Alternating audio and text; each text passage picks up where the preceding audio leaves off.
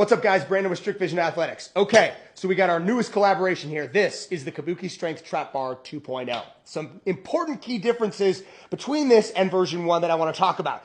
The design is gorgeous. Wouldn't expect anything less from Kabuki. It really is just one of the best equipment companies, specifically when it comes to specialty barbells. Specialty barbells have a very unique place in strength and conditioning. A lot of times in the case like this, if I want to do a deadlift and I only have the option to do a straight bar deadlift, well, if I'm a client and I have a low back issue, I may have a problem with that weight pulling me forward. You know, my back may have an issue with proper postural alignment, and if I have an anterior load that is constantly pulling me, I may not be in a position where I can do straight bar. Enter the trap bar. It's a perfect example of a specialty barbell that can meet the needs and accommodate a client. So, a couple key differences between this and version 1. Just like version 1, as you can see, I can load and unload by pulling it up onto its feet. Now the weight can slide much easier than version 1. That's the first thing I noticed. Instead of having a powder-coated sleeve, if I had my way, no barbell would ever have a powder-coated sleeve ever again. Version 1 had a powder-coated sleeve. The weight would kind of stick. It wouldn't go. With this one, like butter. Goes on, goes off, super easy. You never want to have extra difficulty when it comes to this stuff, especially loading and unloading. It's a pain in the ass, and this makes it a lot easier. Second noticeable difference between this and version 1. The width of these feet is about, I'd say, 3 to 4 inches wider than version 1. Why does that matter? Here's why.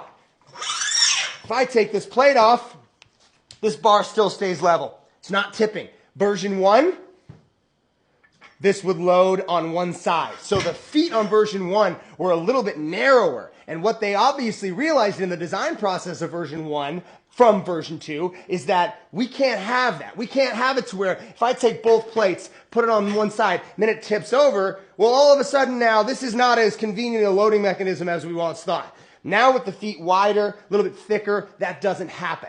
Second thing I noticed as well when it came to the new design, they compacted it.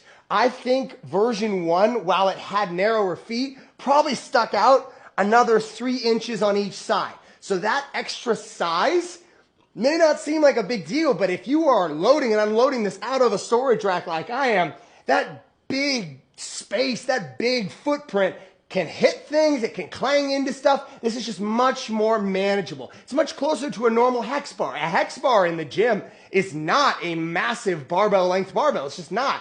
Version 1 was closer to that. Version 2, they realized, hey, we don't need all that. We just need the weights to be wide enough to make it outside of a traditional deadlift platform. And they did. It's perfect. It fits literally perfect. Well done, Kabuki. You guys really outdid yourself with this one.